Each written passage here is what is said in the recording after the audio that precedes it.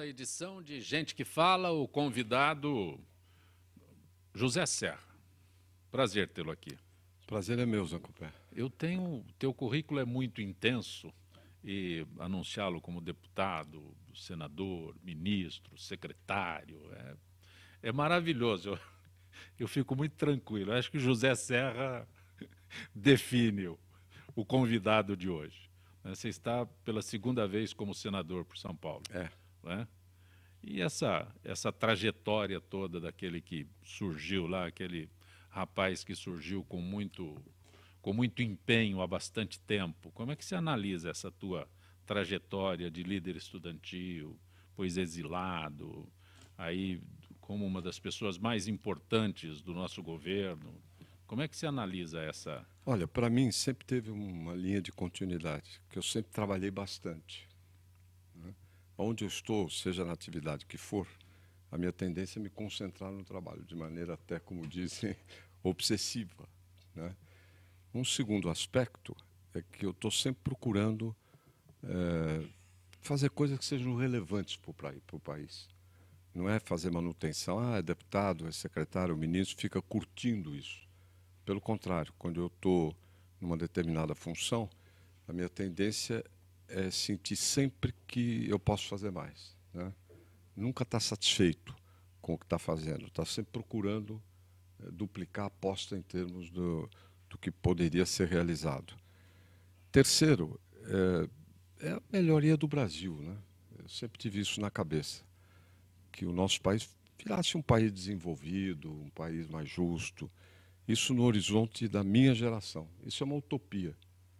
E devo te dizer que os dias atuais não me entusiasmam no sentido de estarmos próximos, né, dessa utopia. Mas, no entanto, eu fico trabalhando como se estivesse. Se você me disser que o mundo vai acabar amanhã, eu sou capaz de plantar um carvalho para o dia seguinte. Essa que é a verdade. Mas, Serra, tem um detalhe interessante quando você diz que trabalha. Não é?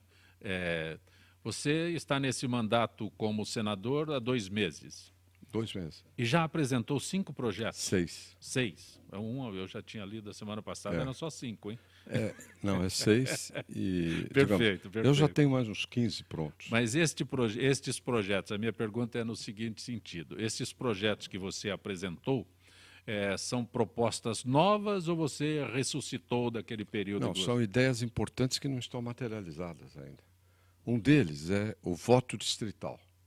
Por que nos municípios? Voto distrital, mas esse teu projeto de voto distrital se aplica nos municípios inicialmente? Nos municípios grandes, acima de 200 mil eleitores, onde tem segundo turno. Sim. Você veja, uma cidade como São Paulo, aqui tem 9 milhões de habitantes. 1.200 candidatos a vereador, 1.300. É incrível isso. E a população tem que escolher entre esses 1.200, 1.300 que ficam fazendo campanha na cidade inteira. Você sabe que tem pesquisas, Zancopé, que dali 2 anos, ninguém ou 70%, 80% não lembra em quem votou.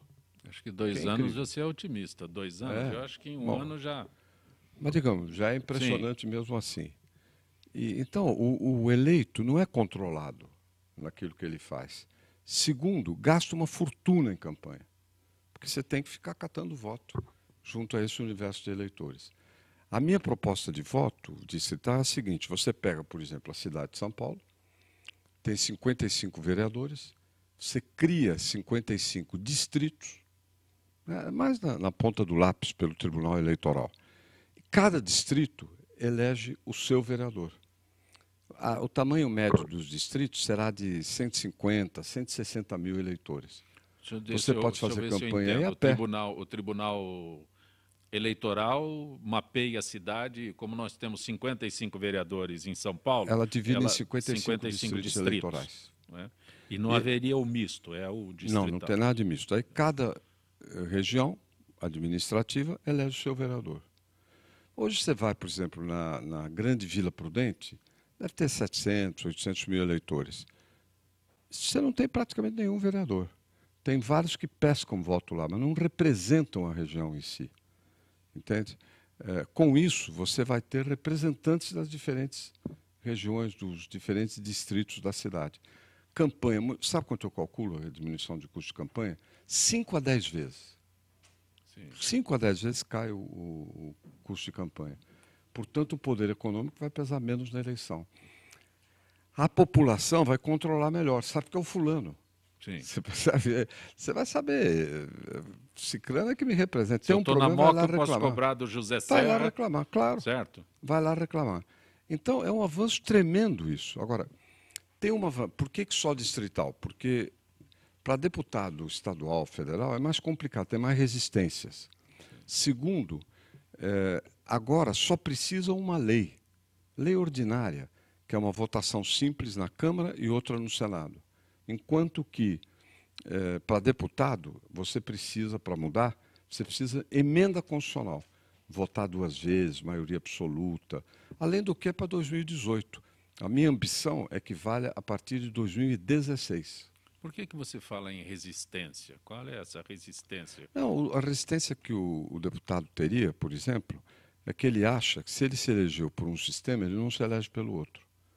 É insegurança. Eu acho fantasia, mas você sabe que a ambição básica da maioria dos que são eleitos, deputados, mesmo vereadores, é reeleição.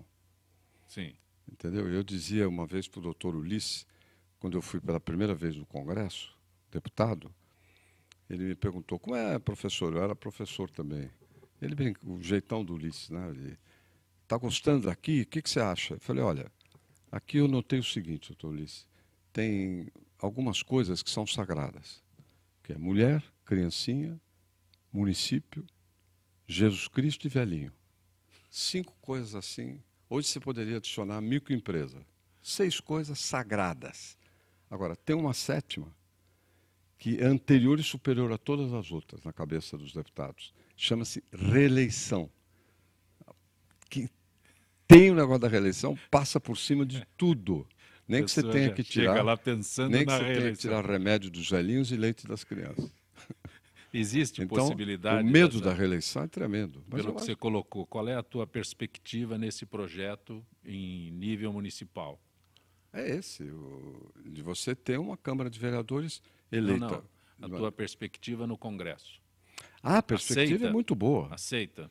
Já No Senado vai passar, É. eu estou convencido disso. No Senado passa e na Câmara nós vamos trabalhar para isso também. Porque o problema aí não é tanto a aprovação, é o tempo. Precisa estar pronto até 30 de setembro. Para quê? Para valer para a eleição do ano que vem. Sim. Tem que ter um ano de anterioridade. Então, o verdadeiro adversário aí não é o conceito, não é algum grupo, não. É a reeleição. Você já mapeou o prazo? O tempo anterior à próxima eleição. O prazo. Tem que ser um ano. Um ano antes da próxima eleição. Então, você tem que ser até 30 de setembro. É isso? 30 de setembro. 30 de setembro. Então, você está correndo tua corrida aí nesse sentido. Estou correndo quanto tempo. Um outro projeto que você já apresentou. Aqui você fez a nota fiscal paulistana, fez a nota fiscal paulista, e agora você propõe a nota fiscal nacional. Brasileira. Brasileira. A nota fiscal paulista, por exemplo, ela devolve 30% de várias compras que você faz no varejo, do imposto pago. Né? Devolve a O bitributação, supermercado, seria o isso? restaurante, sei lá, te devolve 30%, não ele, né? Que você tem direito ao crédito a pegar. 30% daquilo que foi arrecadado pelo imposto pago no varejo. Agora, eu propus a nota fiscal brasileira, que devolve metade daquilo que a nota fiscal paulista devolveu. Então, se você tem um produto que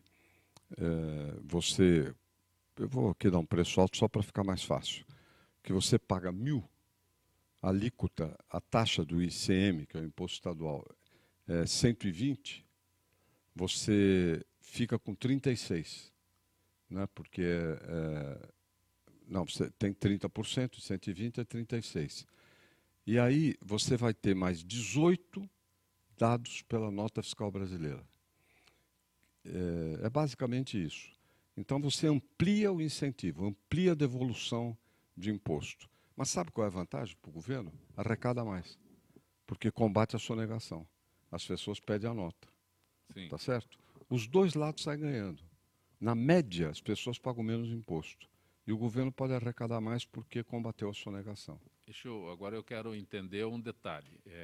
Por exemplo, a nota fiscal paulistana incide sobre serviços. Serviços. Sobre serviços. A nota fiscal paulista, ela incide sobre esses... eu vou no Compras no supermercado, varejo. eu faço uma compra, eu coloco o meu CPF lá. Mas e a nota fiscal brasileira? Incide onde? Ela incide onde incidir a nota fiscal paulista. Sim. Porque não dá para fazer com municípios, que são 5.700 municípios no Brasil. Seria enlouquecedor, não dá para fazer. Estados dá porque são 27.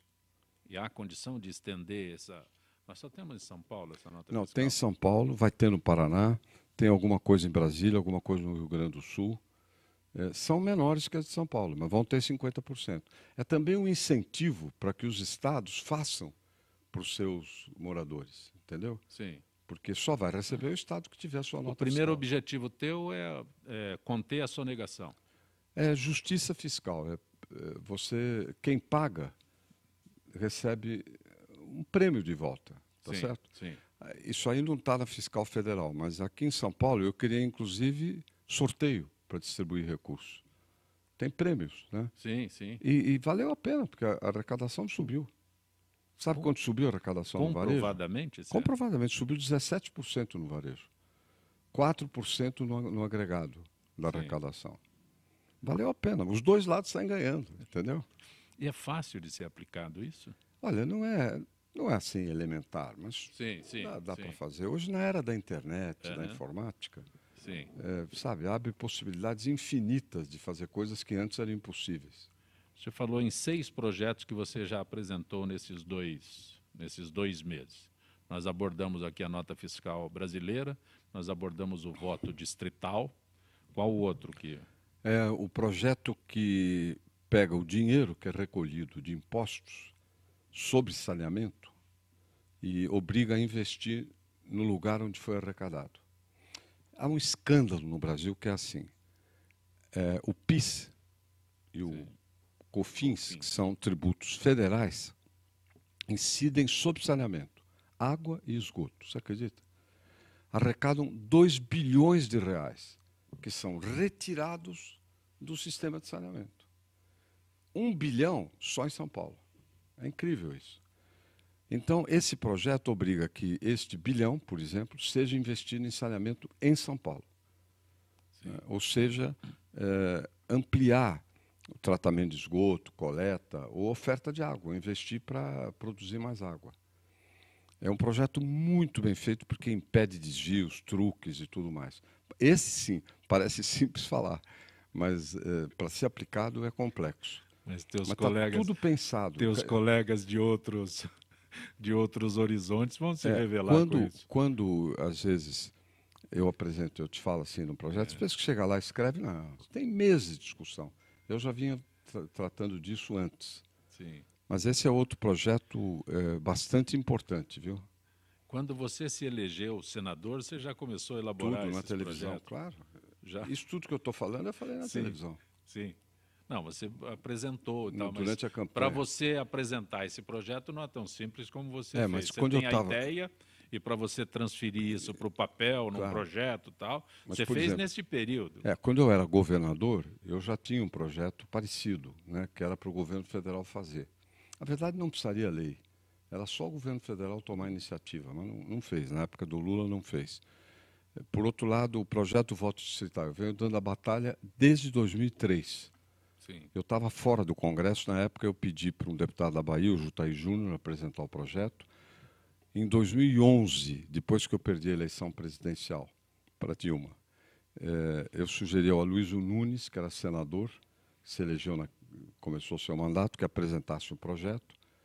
E eu agora, como parlamentar, como senador, estou apresentando uma versão mais completa, digamos assim. Então, são coisas que você vem dando volta há muito tempo. Como é que você reage quando você é criticado por ter interrompido os seus mandatos? Você ficou 1 ano na prefeitura, ficou 3 anos como governador. Não, eu fiquei 3 anos de governador e 3 meses, porque a lei exige que você se desincompatibilize. Todo mundo faz isso.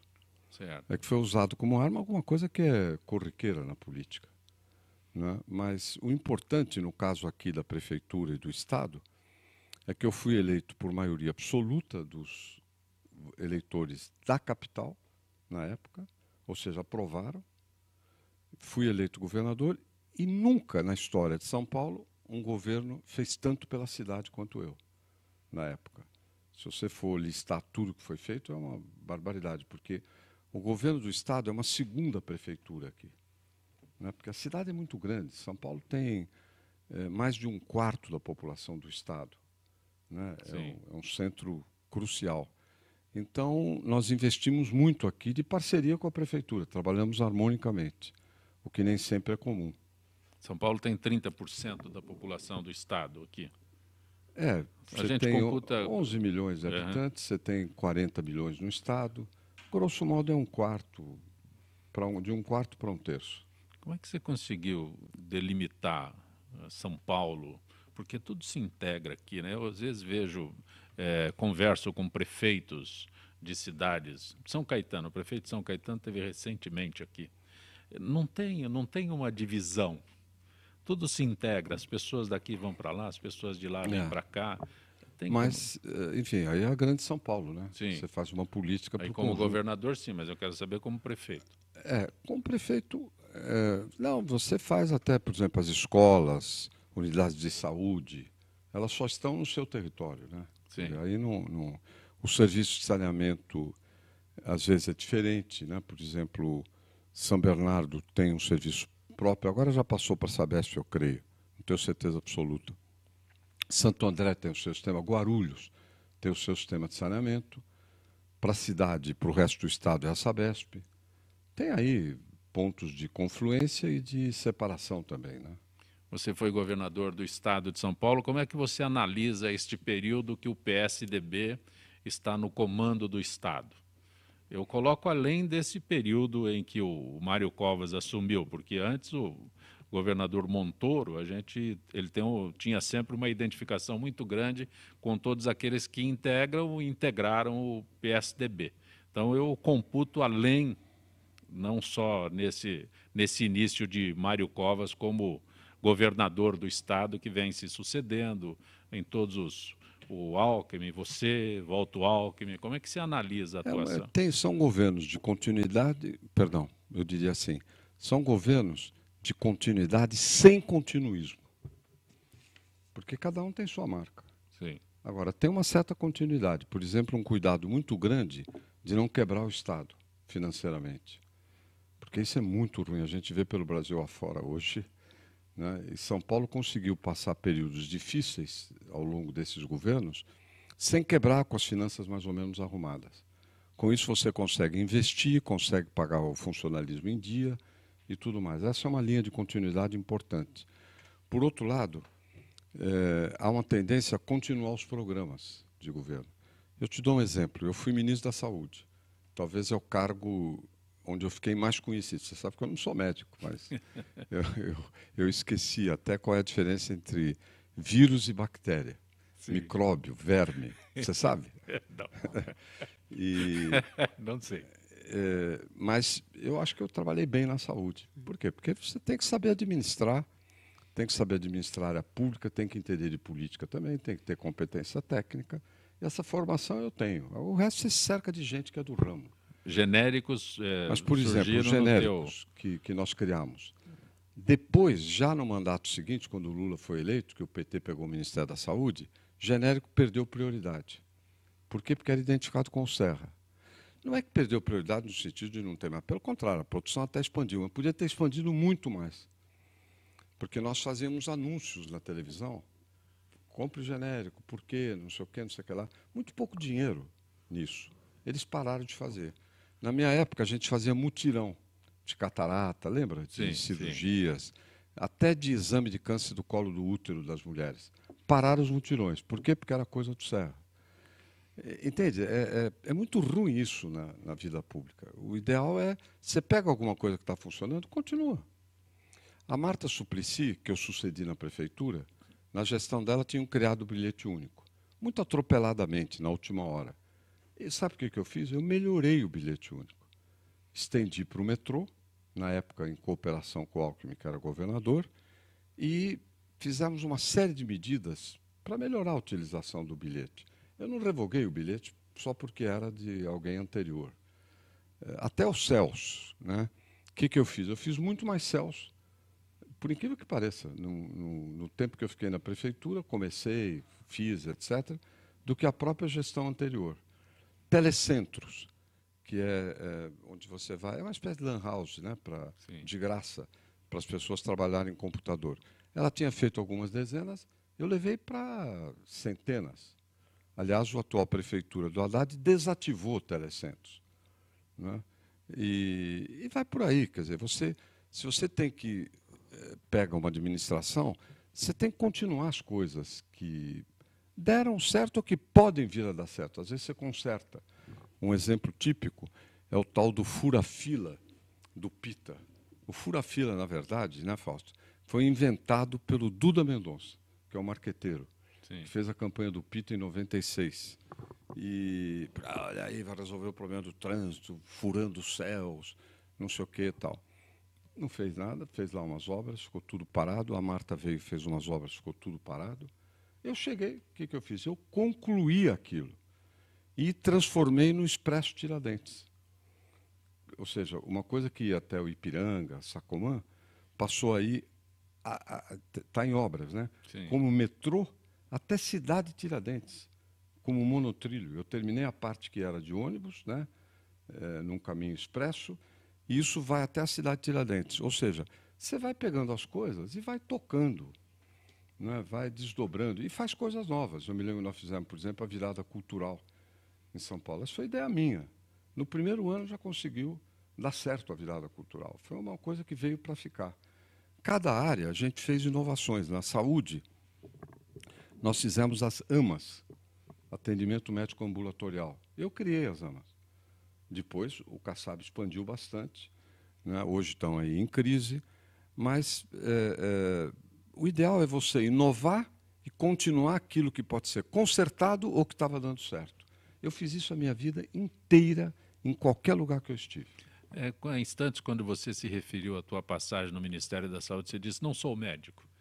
Aí eu me lembro, e eu até para esclarecer a minha curiosidade, você, quando era líder estudantil, fazia engenharia. Engenharia, na Politécnica. Foi embora do Brasil, viveu fora do Brasil, e aí voltou e hoje você... Eu fui embora porque, quando veio o golpe militar. Foi embora... E fui condenado, sabia? Foi embora... Fui condenado. Levado embora. Né? Não tinha luta armada, não tinha nada. Eu fui condenado pelos meus discursos incendiários. Eu tinha 21 anos. Você foi francamente, você perseguiu um jovem de 21 anos por causa de discurso, sim. Mas fizeram isso. Uhum. Fizeram isso. Eu passei 14 anos fora. Foram 14 anos fora. E aí você hoje é economista, concluiu a engenharia. No exterior eu não concluí engenharia, eu estudei economia. Porque eu era bom na escola, é gozado isso. Eu era bom porque eu gosto de política, de vida pública, de fazer as coisas acontecerem, muito concretas. No entanto, como estudante, eu era bom em física, eu era bom em matemática, coisas mais abstratas, lógicas. E eu entrei em engenharia porque, no meu tempo, o prestígio era engenharia e medicina. Tudo mais era fácil entrar, nessas duas era muito difícil. Os exames não eram como agora, que você tem a FUVEST. Não, era exame por faculdade. Sim. Os professores da faculdade é que faziam as provas. E era muito difícil. Aí eu fui fazer engenharia porque eu era bom de matemática, né? Mas aí, quando primeiro ano, segundo ano, ainda era basicamente teoria e tal. Depois começaram as matérias concretas. Eu era primeiro mecânico, motor funcionando, polias, engrenagens. Não era a minha vocação. Aí, engenharia civil, barragens, sabe, aquelas medições de alturas, isso também não era a minha vocação. Eu estava interessado na economia, o que estava acontecendo. A inflação chegou a 100% na época, isso fez cair também a democracia. Então eu pensei, eu vou entender disso tudo. E nós nem tínhamos na época faculdade de economia. Tinha, na USP. Só na USP. Foi criada nos anos 40. Então, mas era só na USP. Tinha, eu acho, tinha também a São Luís. Isso. Era muito pouca. E aí eu pensei o seguinte, já no exterior, né?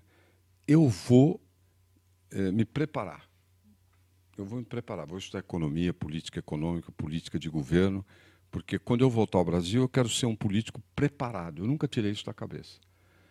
E eu quero ser um homem de Estado, alguém que quer ser o melhor cara da minha geração nessa matéria, de estar preparado para governar. Eu estudei com isso na cabeça. Aí virei professor, logo, de economia, já no Chile, no começo do exílio. Eu rapidamente fiz carreira acadêmica, dava economia da América Latina, fiquei conhecendo as economias todas outras, que é muito interessante para você comparar. Quando você estuda casos de política, de economia, é interessante você saber de outros países, porque aí você aprende a comparar com o seu, o que tem diferente, o que não tem, por que uns deram certo, outros não deram, ou o contrário. E, ao mesmo tempo, eu virei professor também de História do Pensamento Econômico, de economistas que vêm do século XVII, XVIII, até agora. Como é que foi mudando a abordagem, né? Isso me foi muito útil, porque você, no fundo, está baseado nos antigos e nas novas descobertas. Você saber bem os antigos é importante. Aí depois eu fui para os Estados Unidos, fiz também o doutorado em economia na Universidade de Cornell. E aí fui para Princeton, mas aí trabalhando. Eu era um acadêmico, mas eu tinha na cabeça voltar à política, assim que pudesse voltar ao Brasil. Voltando rapidamente, eu me integrei nisso, embora estando na universidade, e fui para a Unicamp, a Universidade de Campinas, embora morando em São Paulo. Eu ia para lá 2 vezes por semana. E também fui editorialista de jornal, da Folha, para complementar meus salários. De professor, que era pouco, e eu virei editorialista. Escrevia com muita competência. Escrevia os editoriais. É uma maravilha escrever editorial, porque você não tem que assinar. Então você escreve lá, só para você escrever bem, mas isso me ajudou a escrever bem, porque você tem que escrever 3, 4 editoriais por semana, 5 na última hora. Então foi um treinamento muito bom. Tem algumas perguntas aqui, Serra. Nancy da Vila Guilherme. Senador Serra, qual o maior problema da política brasileira? Nancy da Vila Guilherme. Olha, o principal problema da política brasileira é, como se dizia antigamente, a alienação da realidade, ou seja, está fora da realidade, daquilo que o país precisa, da situação como é hoje, né? Boa parte, em boa medida, vive-se num outro mundo, que pensa-se que é o real. Mas o real, às vezes, não está clarinho. Você precisaria entender como as coisas funcionam. O real não é uma fotografia, né? O real é como as pessoas veem aquilo que está na fotografia e como se relacionam entre si. Então, o Brasil podia estar numa situação muito melhor se tivesse um desenvolvimento político maior. Essa é que é a verdade. Em geral, quem está, por exemplo, no Congresso, vê a economia como uma espécie de clara de ovo. Antigamente era assim. Minha mãe ia fazer um bolo, punha clara de ovo, te dava um garfo e você ficava lá chacoalhando para produzir um creme, tá certo? Sim. Ficava lá fazendo. E vai crescendo. Eu achava aquilo uma mágica, porque você vai batendo e vai crescendo. Perfeito. E a economia não é isso, você percebe? Sim. Sempre tem a ideia de que você pode atender tudo ao mesmo tempo, que tudo é prioritário. Quando tudo é prioritário, nada é prioritário, você tem que escolher. Perfeito. Tá certo? A questão da confusão entre o que é público e o que é privado. Tem gente que chega ao governo e trata as coisas do governo como propriedade privada, típico do PT. O PT chegou no máximo nessa matéria. Ganha o governo e parece que aquilo tudo é seu. Tá certo? Eu vou só pedir a tua gentileza um instante, a gente volta ao assunto. Não estou interrompendo, não. Mas é pela necessidade da gente informar aqueles que nos acompanham pela Rádio Trianon que o nosso espaço terminou. O Marcos Calazan está chegando, mas nós continuamos com o senador José Serra pela AltV. Serra, tem mais uma pergunta aqui que eu transfiro a você. Júlio César de Santos. É verdade que a nota fiscal paulista serve para o governo monitorar o consumo dos cidadãos? Olha, não. Não tem propósito que não seja o de arrecadar e de pagar. Você entende? Sim. Tem gente que tem medo de pegar a nota fiscal porque acha que isso vai servir para controlar o imposto de renda, se está declarando tudo ou não. quero dizer que é um temor absolutamente infundado. Sim. É infundado, sabe por quê? Porque se fizesse isso, a nota fiscal não funciona mais. Sim. Com a primeira pessoa que isso acontecesse, Perfeito. vai espalhar e aí acaba a nota fiscal. Não sei se você entende. Então não vão fazer. Tá certo. Tem uma outra pergunta, você já se referiu a isso, mas o Alcir do Tatuapé, por que você deixou a prefeitura de São Paulo quando se elegeu? Já fez isso, mas eu... Pelo meu motivo, porque eu achei que para fazer mais coisas, precisava ter o governo do estado trabalhando para a cidade. Essa que é a verdade. Eu saí, o Gilberto Kassab era vice, eu o conheci praticamente na época que ele foi vice, porque ele era de outro partido, Sim. e era o PFL que indicou, ele era meu vice, manteve boa parte da minha equipe no seu primeiro mandato, foi até reeleito, as pessoas esquecem disso. Foi bem, porque foi reeleito, né? Senão não teria sido reeleito. Em 2008 foi reeleito, e nós fizemos uma gestão, eu fiz uma gestão que ajudou muito a cidade. Eu vou te dar um exemplo até na área da saúde. Eu criei três coisas novas, né, na área da saúde, várias outras, mas no Estado, três coisas novas. Na Prefeitura, uma, que foi as AMAs. Foi os AMES, Ambulatório Médico de Especialidades, que é 20 especialidades para atender tudo, com aparelhos, etc. Tem um lá em Heliópolis, por exemplo, que é um espetáculo. Ou seja, equipei a cidade com AMES. Ao mesmo tempo, Rede Luci Montoro, que era o nome da esposa do André Montoro, Sim. de quem eu fui secretário. Dona Luci, que era uma mulher muito voltada para as questões sociais. Essa rede é de reabilitação física. Pessoas que nascem com problemas de mobilidade ou que sofrem acidentes, tudo com equipamento de última geração e milhares de fisioterapeutas, terapeutas ocupacionais, psicólogos. Hoje faz 1 milhão de consultas por ano. Isso foi fundado aqui na cidade, na Vila Mariana, depois no Santo Amaro Morumbi, e vai por aí. Terceiro, o Instituto do Câncer, que é o melhor hospital do Brasil, da América Latina, um dos melhores do mundo, aqui na Dr. Arnaldo. Sim. Quem é da capital tem um atendimento imediato. Ou seja, fui fazendo as coisas. A Marginal, é interessante falar isso, nós praticamente duplicamos, fizemos a nova Marginal. Quem fez foi o Estado, não foi a Prefeitura, que não tinha dinheiro para isso. Eu vejo até, outro dia saiu uma reportagem, vale a pena, viu, mencionar isso na Copé, dizendo que a Marginal estava engarrafada, né, essa nova Marginal, 7 anos depois, acho que de inaugurada. Ora, imagina se não tivesse a Marginal ampliada. Tem gente que fala, não funcionou. Como não funcionou? Ela adiou por 7 anos o engarrafamento. Perfeito. Tá certo? Você tem sempre que estar fazendo coisas. Paralelamente, eu abri a maior frente de investimentos em metrô da história. Só que metrô demora anos e anos para fazer. Metrô é uma coisa demoradíssima. Por exemplo, o metrô que vem da freguesia do Ó até a Rua São Joaquim, na Liberdade, ele está em obras. O monotrilho que vai até a cidade de Tiradentes ainda está em obras. O Alckmin, todos esses projetos que eu estou te dizendo, continuou. Né? E na vida é assim. O Pedro Penha, ele mandou uma pergunta, eu não sei, eu me perco aqui, eu não sou bom nesse negócio aqui, viu? Mas, Pedro Penha, eu registro a tua mensagem aqui, a tua participação, mas eu não saberia aqui. James, tem uma pergunta aqui que pulou aqui. A virada cultural é a mesma ideia maravilhosa, mas falta segurança. Paula da Moca, que já foi assaltada em 2 edições. Olha, a Paula tem razão.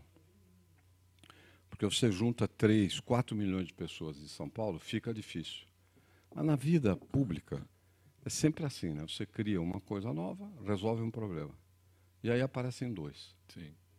Você faz, aparecem 3. E a parceria aí é com a prefeitura, né? Porque quem tem a polícia, a segurança é o Estado. E a prefeitura é que faz a coisa. Precisa ter uma integração boa. Sim. E essa integração, nos últimos anos, tem sido enfraquecida a partir da administração petista na capital.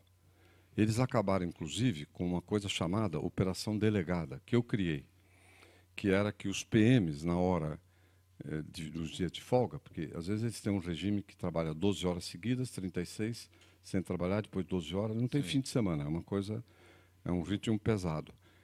Nas horas de folga, muitos trabalhavam na prefeitura, e aí armados, tudo.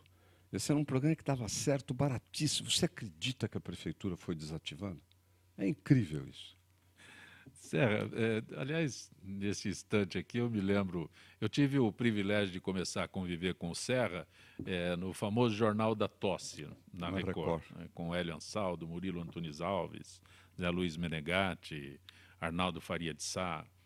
E Melão. Mais um que fumava desbragadamente. Bom, eu nunca fumei. Por que no meio daquele pessoal todo, acho que eu e você eram os únicos que não fumávamos, né? E por que essa tua luta? Eu nunca fumei, porque eu não gostava. Sim, né? Mas você tem mas eu não gostava. Levantou a bandeira Eu não deixei de fumar porque fazia mal à saúde.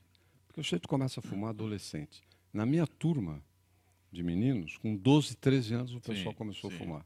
E eu tinha horror daquilo. Não gostava, cheiro de cigarro. Às vezes que eu até tentei, porque era considerado, desculpa a expressão, meio afrescalhado porque não fumava. O homem, machão, ia lá e machão fumava. Mas eu não conseguia, começar a tossir, etc. Agora, depois eu fui me dando conta do mal que o cigarro traz e que precisava ser enfrentado.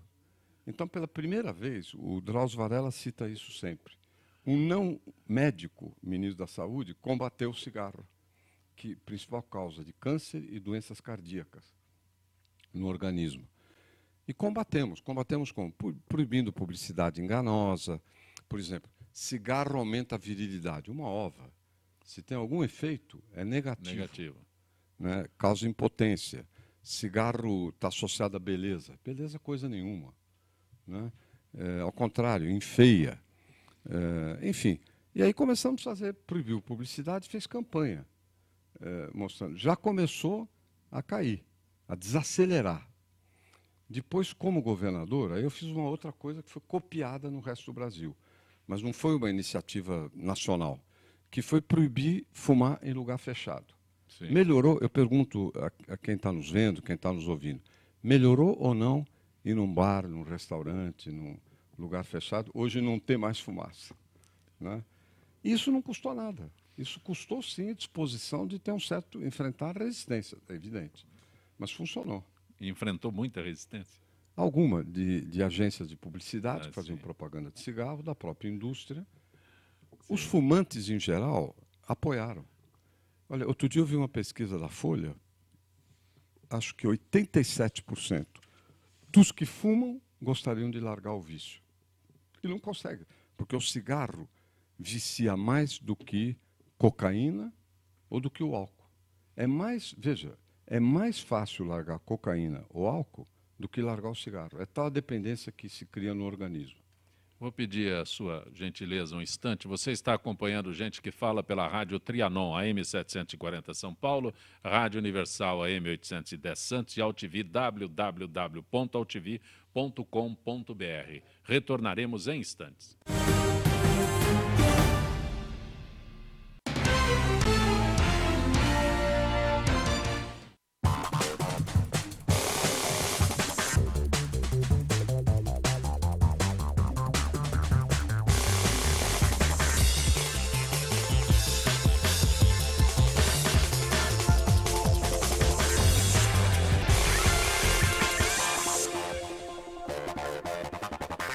Talvez você ainda não tenha ido à Câmara de Vereadores de São Paulo, porque ela fica longe da sua casa, né?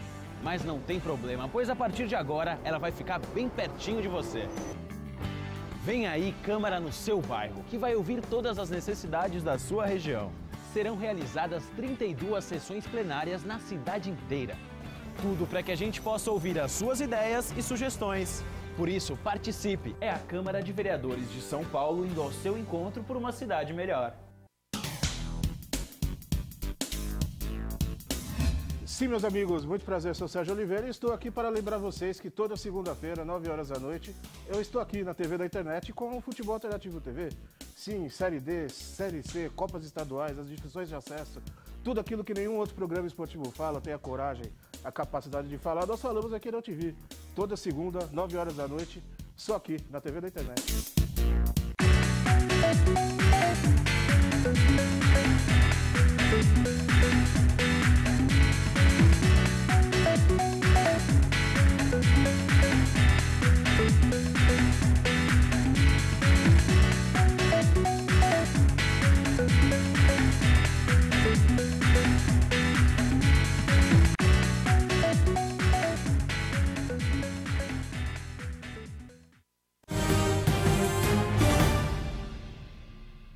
Você está conosco no Gente que Fala, hoje recebendo o senador José Serra, Serra Bárbara de Santana. O que o senhor acha da greve dos professores estaduais em São Paulo?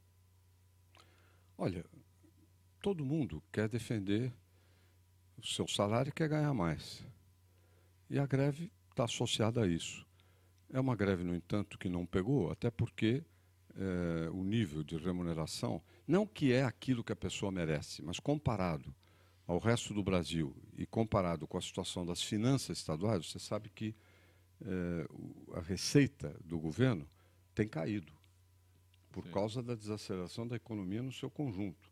O que você arrecada depende daquilo que se produz, daquilo que se vende. Então, a dificuldade de continuar no pique de aumento salarial que vinha dos últimos anos, desde o meu governo, e inclusive no governo Alckmin bastante. Então, isso dá uma certa base de insatisfação, mas eu acho que a grande maioria dos professores e professoras entende essa situação. Uma parte, inclusive aí tem motivações também político-petistas, não, e muitas pessoas realmente estão insatisfeitas com aquilo que ganham, mas o governo não fabrica dinheiro, dinheiro não nasce em árvore, nem você imprime na maquininha, você tem que arrecadar. Se a economia vai mal, você não arrecada na medida necessária para dar reajustes melhores. Você anda de bicicleta? Hein? Você anda de bicicleta, não? Eu andei bastante. Neuza da Vila Carrão pergunta sobre as ciclofaixas em São Paulo, muitas delas sem planejamento. Muitas delas não, é uma grande confusão. Olha, quando eu fui prefeito, nós criamos as primeiras ciclovias. Mas não fiquei batendo bumbo e achando que isso era a realização solução do meu governo, a solução. Como a prefeitura não faz nada, então eles pegam algumas coisas, inflam e dizem que isso é o futuro. Isso é bobagem. Quando eu estava no governo, nós fizemos a maior ciclovia que tem na cidade, na Marginal Pinheiros. Você lembra de tanta onda? Sim. Aliás, é uma beleza, e bem feita, não fica esburacada. Eu vi reportagem no Estadão nesse fim de semana, tudo esburacado. Que fica ao lado dos trilhos ali. Fica ao lado dos trilhos. Mais ainda, sabe o que nós fizemos? Que foi essencial para andar de bicicleta? Bicicletários nos metrôs. Por todas as estações. O que facilita enormemente a pessoa de pegar a bicicleta e ir lá, deixa na estação, pega o metrô, volta, pega a bicicleta, que é um meio complementar aí excepcional. Também não teve esse carnaval todo. Agora, chegam na prefeitura, não sabe o que fazer, então pega um negócio, acho que é moderninho, sabe o lance de moderninho? Como é moderninho pegar hotel para os drogados fumarem crack, esses hotéis miseráveis que acabam aumentando o consumo. É tudo coisa que é para dar assim, olha, dar um tom de que isso é diferente, etc. Tal. Na verdade, há uma concorrência, a meu ver, entre quem é pior. O governo federal ou a prefeitura de São Paulo. Às vezes, distraidamente, eu chamo o prefeito aqui de Dilmo. Verdade. Distraidamente. Puxa, o Dilmo falou não sei o quê. Às vezes você faz confusão entre a Dilma e o Haddad e acaba chamando ela de Dilma e o Haddad de Dilmo. Esse momento que nós passamos, você considera como um momento de origem econômica ou um momento de origem moral, de ordem moral? Eu acho que confluem as três coisas, economia, moral e política. Né? A presidente Dilma é especialista, não é em dar tiro, em metralhar seus pés. Toda semana faz uma bobagem. E não é brincadeira, você na presidente da República, você não pode fazer bobagem. Assim, nesse atacado. Ninguém é infalível, mas ela não sabe exagerar. Inclusive na política. Na economia, o que aconteceu é o que nós estamos vendo. No ano passado, a produção ficou no zero, praticamente, estagnada. Os problemas foram sendo postergados para ganhar a eleição. Aí ela chega, toma posse de novo. Não tem também o crédito de confiança que qualquer governante novo tem. Você chega lá, quando eu fui eleito prefeito, eu tive um crédito de confiança. Nós chegamos lá, não tinha dinheiro em caixa, estava tudo mal, mas a população deu um crédito de confiança e nós reconstruímos rapidamente. Mas se você é reeleito, você é principal responsável pela situação ruim que você mesmo encontrou como reeleito. Esse é o drama que ela tem. E tudo adiado não convence, entende? Disse uma coisa na campanha, chega lá, faz outra e cria um problema de descrédito. Até quando você acha que o Levi E resiste? moralmente, nós vimos o seguinte, isso já está definitivamente estabelecido. Nos anos petistas, a corrupção virou método de governo. Corrupção tem desde a época de Brás Cubas, Tomé de Souza, tá certo? Dom Pedro, sempre teve. Mas eram coisas localizadas, por maior que fossem, localizadas. Né? Uma transgressão aqui ou acolá. Mas a diferença agora é que virou método de governo. Esse esquema da Petrobras deve ter tido um software complexo, que envolve centenas de empresas, pessoas, políticos, tá certo? Tudo distribuído até os centavos. Faziam até tabelas. Então, isso na população gera um desconforto monumental. Então, tudo se entrelaça. Fragilidade política, quebra da ética e crise econômica. Não é brincadeira. Eu repito, você imagina que o Levi resista até quando? Olha, eu sempre implico com a ideia de que tem dois governos, o da Dilma e o do Levi. Não, é um governo só. Tá certo? O Levi é homem de confiança da Dilma e ele tem confiança nela. É assim que eu analiso. E a política que eles estão fazendo é insuficiente muito. A política em si não tem nenhum brilho especial, quero dizer. Segundo, o que ele está fazendo, em grande medida, é corrigir coisas que o próprio governo cometeu no passado. Por exemplo, segurar preço da gasolina, segurar preço da energia elétrica, segurar tarifas de transporte urbano, etc. Chega um dia que não dá mais para aguentar, você tem que reajustar, e aí é um negócio de grande impacto, tem que recuperar aquilo que foi arrochado com interesse puramente eleitoral. Então, o custo desse chamado ajuste, que não é bem feito, mas mesmo que fosse, é aumentar o desajuste. Em que sentido? Desemprego, né? Principalmente, que é o que eu mais temo, que começa a se alastrar. Já está chegando. E a própria inflação. Já está chegando o desemprego nas classes mais baixas. Já está. E médias que até altas agora, não, mas as médias e a classe média, por exemplo, foi atingida já faz tempo. Então, você tem toda a razão. Então, o emprego para ela já era um problema antes. Sim, sim. E agora continua um pouquinho mais sério. E a classe mais baixa se vangloriava todo mundo de que eles tinham a garantia de emprego. Está chegando nessa faixa mais baixa? Está chegando. Você veja aí os dados, né? Por exemplo, e no Nordeste, inclusive, metade dos trabalhadores da construção civil desempregados em vários estados e tudo mais. Não é algo, eu nunca fui, viu, Zancopé, da linha do quanto pior, melhor. Sabe? Só porque está um adversário, você fica torcendo para que as coisas deem errado, para ele se desgastar. Porque o errado, quem paga o pato é a população. De maneira que eu constato isso com muita tristeza. Tem uma outra pergunta aqui, é do Sérgio Melo, do Jaguaré. O senhor pretende se candidatar no ano que vem à Prefeitura de São Paulo? Não. Sim? Simples? Não. Simples assim? Começar a conversar, já vai. Mais gente vai ficar comentando isso e eu não vou, eu vou ficar no Senado. Senado tem Pretendo participar da campanha apoiando aquele que for candidato do meu partido. Você ficou no Senado, aliás, como no seu primeiro mandato, você pouco ficou no Senado. Mas fiquei uns 3 anos. Sim. E fiz coisas, aprovei emenda constitucional. Eu vou te dizer, as pessoas estão acostumadas a me ver no executivo. Sim. Secretário aqui em São Paulo, ministro da Saúde, ministro do Planejamento, prefeito, governador. Mas eu sempre fui muito ativo na vida parlamentar. Quando eu era deputado, participei O exemplo está aqui, com 2 meses já apresentou vários. Tem gente que passa 8, 12 anos lá. Mas tem mais, como eu te falei. Mas eu estou fixado na aprovação. Eu não apresento só para dar uma trabalheira que você não calcula. E em Brasília, a produtividade é baixa. Tem que trabalhar o dobro para render metade. Entendeu? Então, às vezes, eu trabalho o quádruplo, que é para render o que eu renderia normalmente com o trabalho num lugar mais fácil. Agora, quando eu fui membro da Constituinte, que fez a nova Constituição, eu fui quem mais aprovou emendas. Foi eleito em 86. Foi quem mais aprovou. projetos de lei de iniciativa parlamentar, quer dizer, de deputado ou senador, nos 8 anos que eu fui deputado, eu aprovei 10% do que todo o Congresso aprovou. Né? Ou seja, todos os meus colegas apresentaram, 10% coube a mim, eu era 1 em 600. Então, eu faço um esforço enorme. Mas não é só ter ideia e trabalhar bem, não, o projeto. É depois conversando com as pessoas.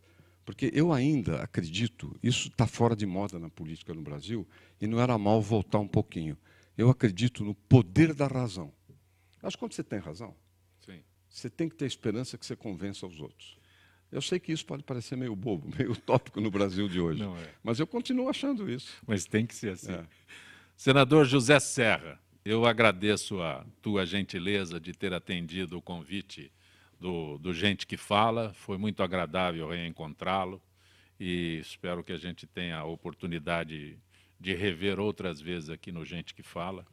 Agradeço Sem dúvida imensamente. nenhuma. E eu quero do Gente que Fala e da Trianon também, Sim. que hoje ficou meio cortado, mas eu Você espero volta um dia para que a gente volte para pegar direto na Rádio Tá Trianon. bom, agradeço muito a você, ao pessoal aqui da TV e da rádio. Muito Eu obrigado. agradeço ao Bottini que nos aproximou e que está... Bottini é jornalista de muito tempo. O Bottini é do nosso tempo também, lá Sim, no sim. Jornal da Record. Sim, então Eu agradeço. conheci lá, aliás. Agradeço a ele a gentileza. Gente que Fala tem na direção-geral o jornalista Fausto Camunha, diretora de produção Zenilda Salvato, redação Raela Brandão Pedro Schiavon, na pauta José Carlos Sicarelli, produção cultural Ricardo Godoy, na rádio Trianon, Neildo Neres, Cléo Rodrigues, Ricardo Valim, Benê Benê, na direção da UTV Alberto Luquete, na técnica James Eduardo, Marcelo Fontan, Iago Matsumoto, Sérgio Oliveira, Arthur Endler. Estaremos de volta amanhã, meio-dia. Gratos, até lá.